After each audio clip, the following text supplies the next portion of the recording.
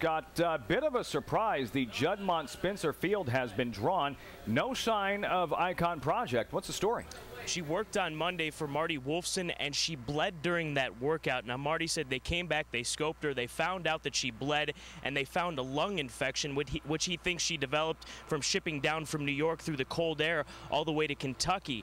They've been forced to call an audible. He hopes to train her up to the Breeders' Cup Ladies Classic, but he told me earlier today it really depends on how many days of training this mare ends up missing. She's already missed 3 days of training, so right now it's day-to-day on if Icon Project can in fact make it out here to Oak Tree for the Ladies Classic. Another trainer forced to call an audible this past weekend was trainer Graham Motion. All the 2-year-old races were washed off the turf, the Miss Grillo as well as the Pilgrim, major steps towards the juvenile and juvenile fillies turf, and for Graham Motion with Smart Seattle, he had to look for another race.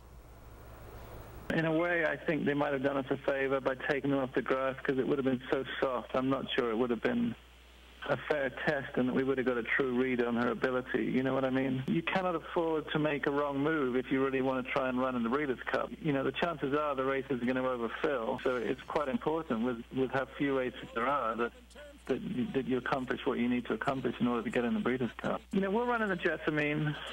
I toyed with the idea of running her in the Alcibiades, but I decided to run Zilva, her stablemate, in there. I think Keeneland really lucked out when they took all the races off the grass in New York.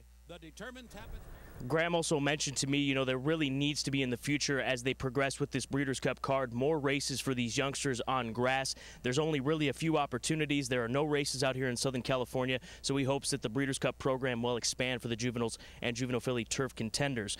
Kind of lost in all of the ARC discussion this past weekend was Master Craftsman's big win in the Diamond Stakes over the all-weather at Dundalk. He was 15 lengths out of it with 3.5 furlongs left in the race, and he made up enough ground to win by 5 lengths. Now, this Diamond Stakes was a win and you're in for the marathon, but Aidan O'Brien not going that route. Of course, he will show up here for the Breeders' Cup Classic, and if See the Stars does not come, he is obviously the top Euro to come out here to Southern California.